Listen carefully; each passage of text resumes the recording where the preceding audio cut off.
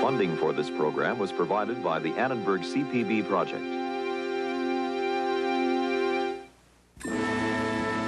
The Roman legions, they would march across the Mediterranean world, making new conquests for the glory and profit of Rome. How did a culture that so stressed discipline and seriousness of purpose become a synonym for conspicuous consumption and public display? The rise of Rome, this time on the Western tradition.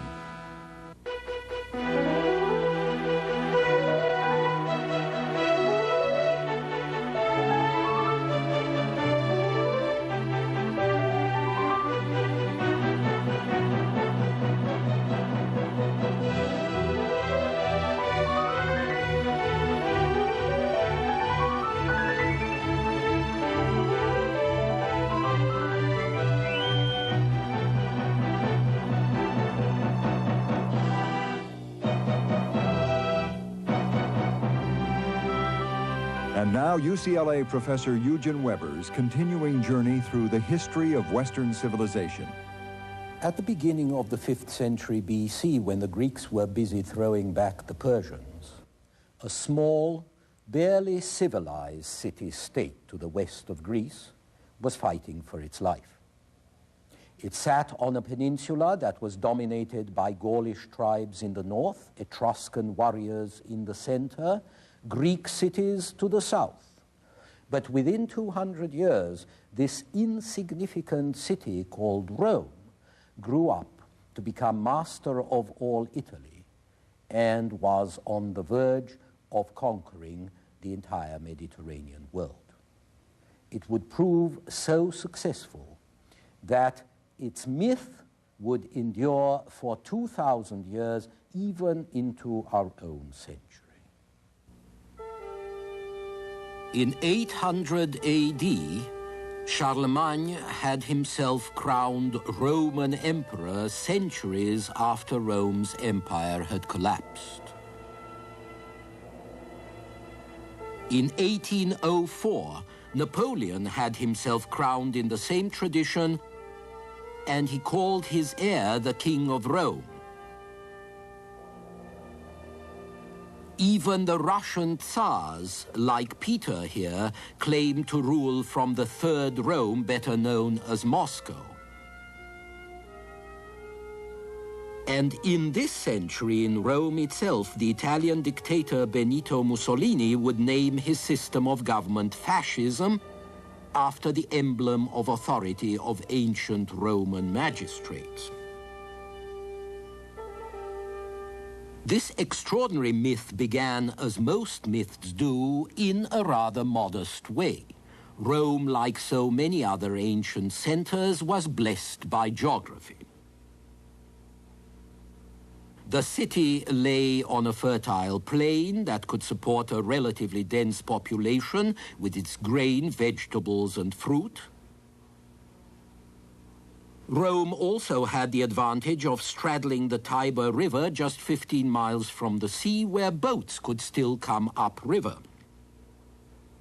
At this point, there was first a ford, then a bridge, and across it ran the main north-south road and all the trade that came with it. The bridge was so important to the Romans that it was considered sacred, and the official charged with its upkeep was sacred as well.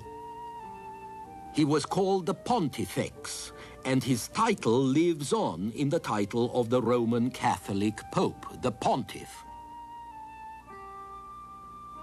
So Rome began as a market town and a farming community. This is a sign from a greengrocer's shop whose owner likely shared his neighbor's tough-minded, practical, conservative outlook. The virtues the Romans admired were all related to discipline and self-discipline. They believed in pietas, respect for established authority and tradition. They believed in fides, being true to your responsibilities.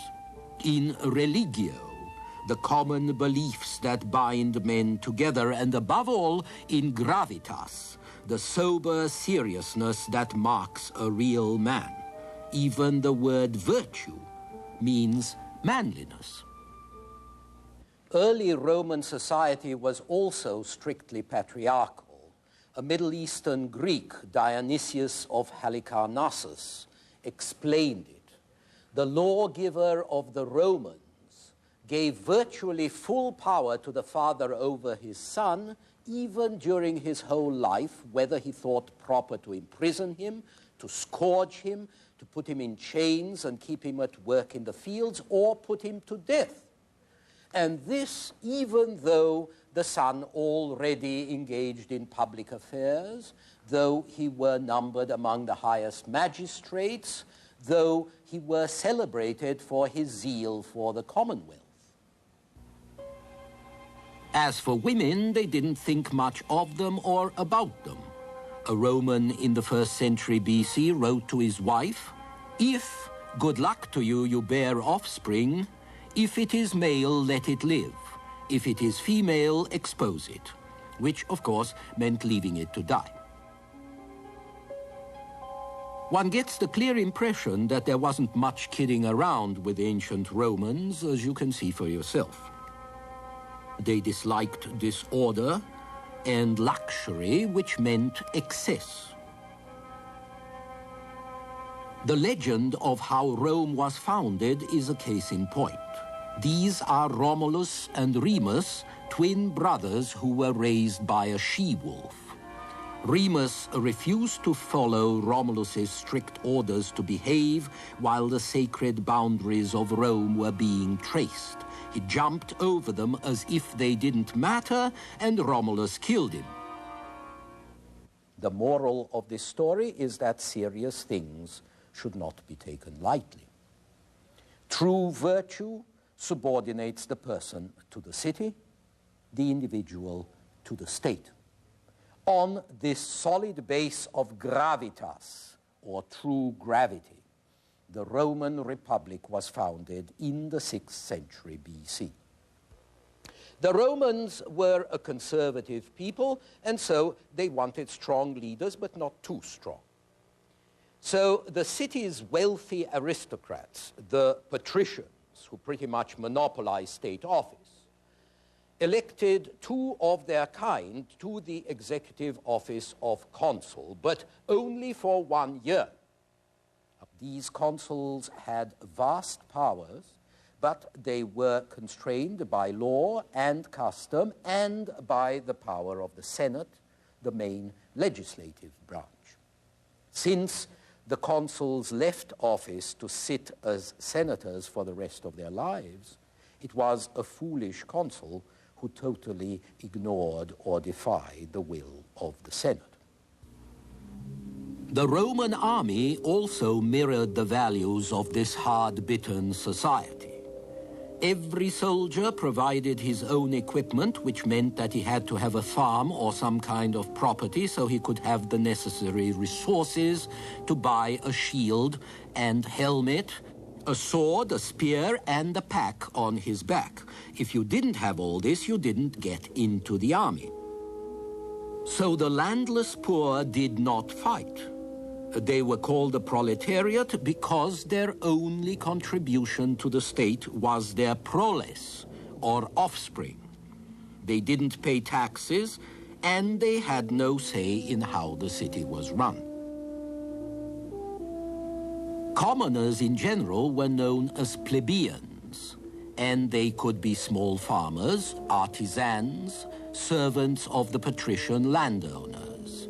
For 2 centuries, the more prosperous among them would struggle for political and social rights with mixed success. But it was their army service that gave them their greatest bargaining power. The primary attraction of life in the army was a very important fringe benefit, the spoils of war. And the potential for these spoils was going to increase dramatically after a war in the 4th century BC with the Samnites, a people who lived in the mountains to the southeast of Rome. At the beginning of the war with the Samnites, the Roman army fought like this in the phalanx, a tight formation without much room to maneuver. But then they switched to smaller self-contained units of 120 men called maniples.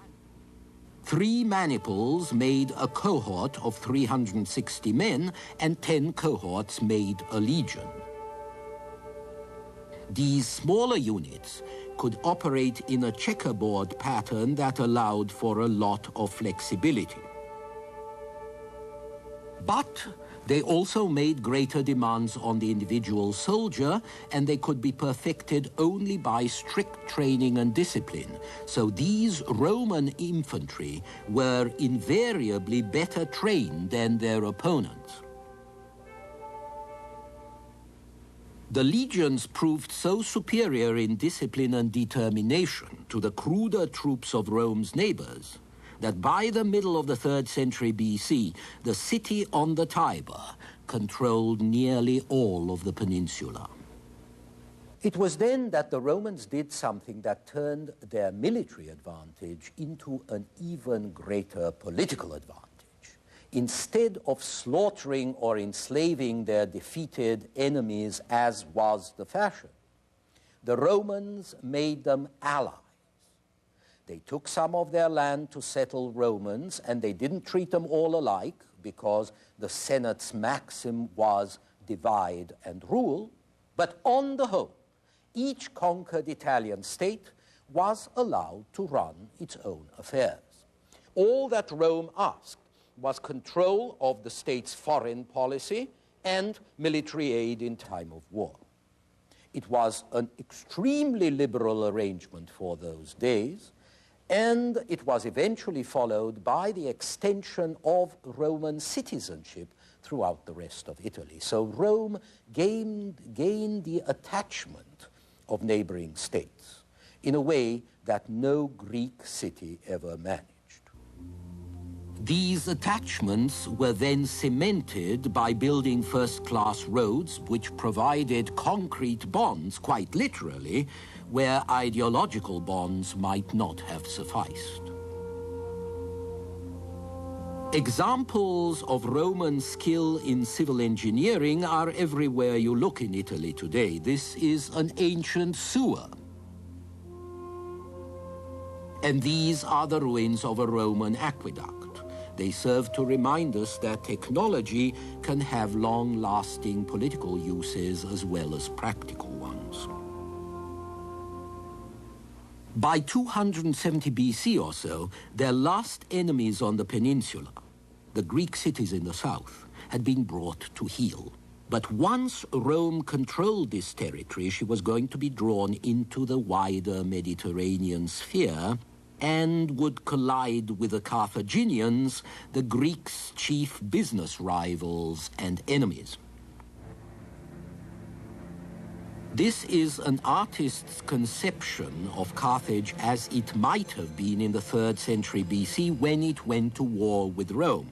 What had begun more than 500 years earlier as a Phoenician colony in North Africa had become the greatest naval power in the Western Mediterranean. In Rome, the Senate was under increasing pressure to protect the southern cities from Carthage after the Carthaginians got mixed up in a local war in Sicily, thus upsetting the balance of power. The Senate was reluctant, but then it gave in to popular demand in 264 BC, and the first of 3 Punic Wars began, Punic meaning Phoenician. The wars with Carthage would do 2 very important things to Rome. First, in order to beat a naval power, Rome had to become one, which it did. These are Roman shipbuilders helping Rome rule the waves, as every Mediterranean empire must, whether it's Athens 2 centuries before or Turkey 1700 years later. Like all sailors in the ancient Mediterranean, the Romans used galleys propelled by rowers. Galleys were invented by the Egyptians, who could sail down the Nile but needed to row back upriver.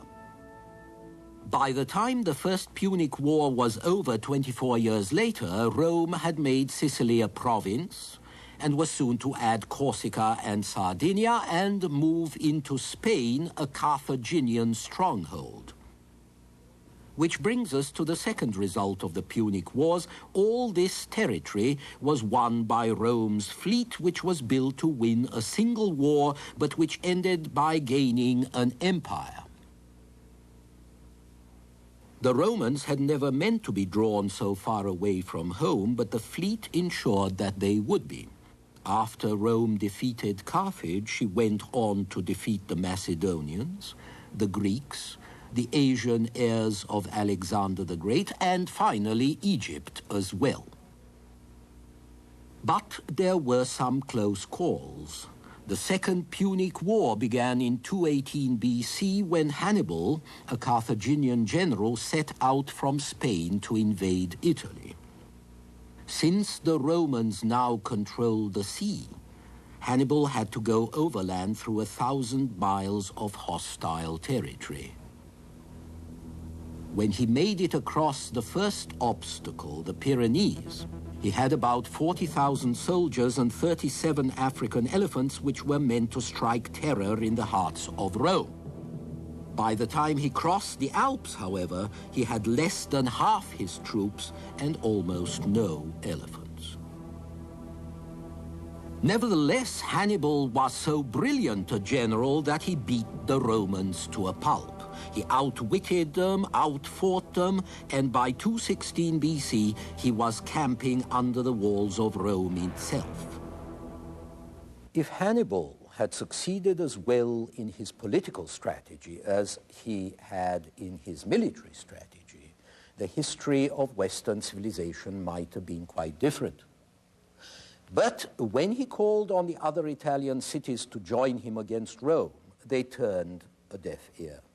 Rome's liberal policy towards them had paid off. While Hannibal hung around looking for support, the Roman fleet cut off his supplies and then landed troops first in Spain, then in North Africa near Carthage itself.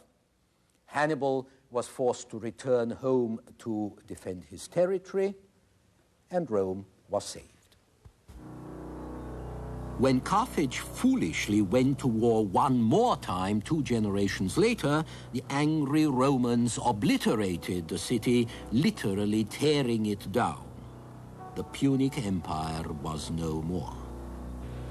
By this time, Rome itself had profoundly changed in all sorts of ways.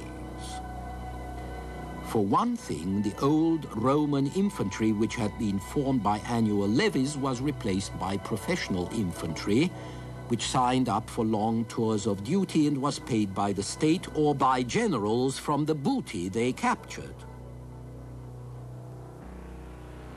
So you could use the troops for long campaigns, which were more attractive now because they could pay for themselves and even return a profit.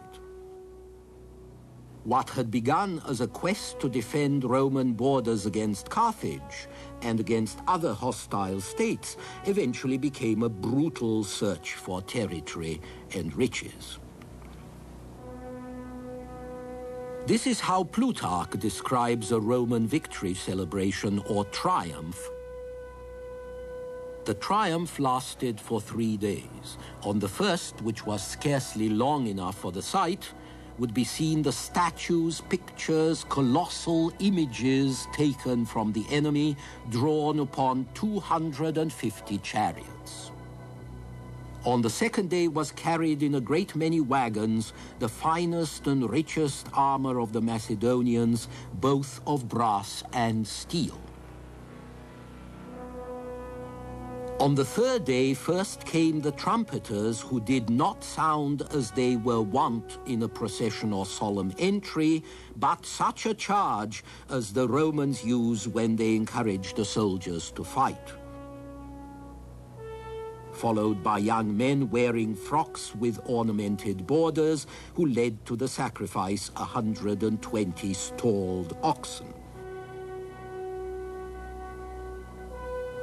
The more enemies to defeat, of course, the more jobs for soldiers and for the patricians and their hangers-on as well, who would be sent out to govern and tax and squeeze the provinces. This became the basis of Roman foreign policy, a very different spirit from the sensible federal approach they had followed in Italy itself. The spreading empire had other effects. It brought Rome into close contact with more sophisticated cultures. It suggested new tastes, new fashions, new luxuries unknown to the sober, frugal, older generations. The loot of a dozen regions was now flowing into Rome, and young gentlemen were learning to admire beautiful things and to collect them and to talk about them, while old gentlemen deplored the decadence this represented.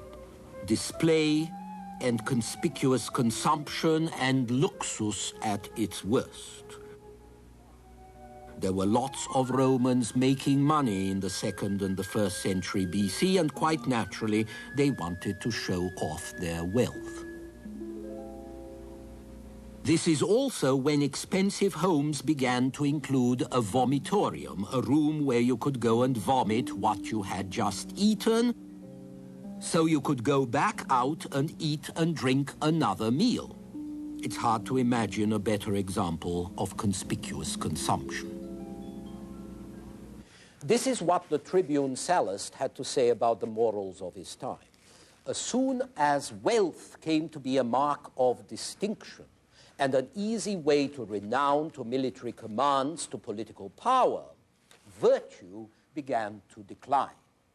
Poverty was now looked on as a disgrace, and a blameless life as a sign of ill nature. Riches made the younger generation a prey to luxury, avarice, pride. Squandering with one hand what they grabbed with the other, they set small value on their own property while they coveted that of others. Honor and modesty, all laws, human and divine, were alike disregarded in a spirit of recklessness and intemperance. Conspicuous consumption and large-scale display also became a part of politics. In 65 BC, Julius Caesar paid for 400 lions and 320 pairs of gladiators to fight and murder each other in one single show, all to amuse the public and gain political support. And along this main road, the famous Appian Way, you could see 6,000 crosses, each with its own crucified rebel slave. This new interest in public display also affected art.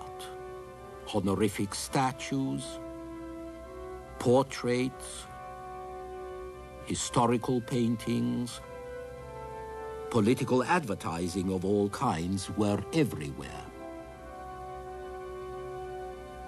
Beauty now fulfilled a public function and was heavily involved in propaganda and publicity.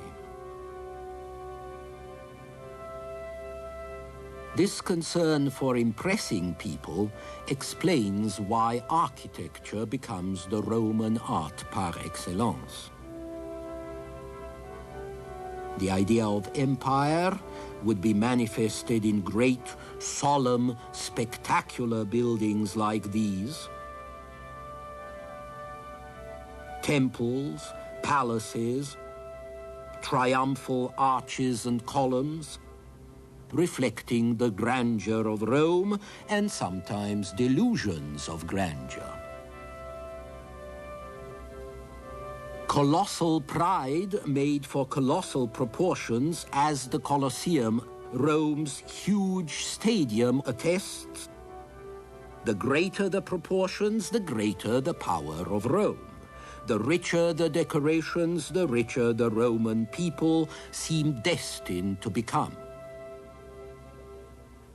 So even if you were a poor Roman, you could still participate vicariously in this orgy of conspicuous consumption and self-congratulation. But was it enough? For a while, yes, but eventually the strain of gaining and then holding on to such a huge amount of territory was going to take its toll on the Republic, especially on its poorer citizens. We shall see how in our next program, which is about the Roman Empire.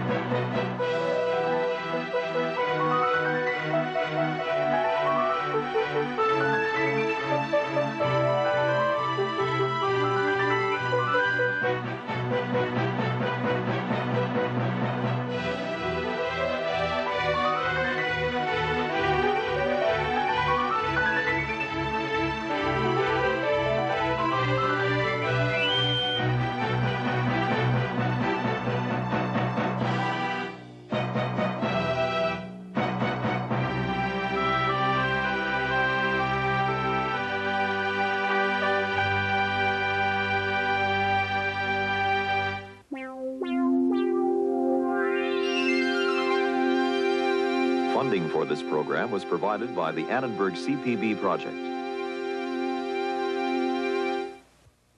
For information about the Western Tradition television course, transcripts, pre-recorded video cassettes, off-air taping, or related books based on the television series, viewers should call the Annenberg CPB Project's 1-800-LEARNER telephone number or write to the Annenberg CPB Project, 1111 16th Street Northwest, Washington, D.C. 20036. This is PBS.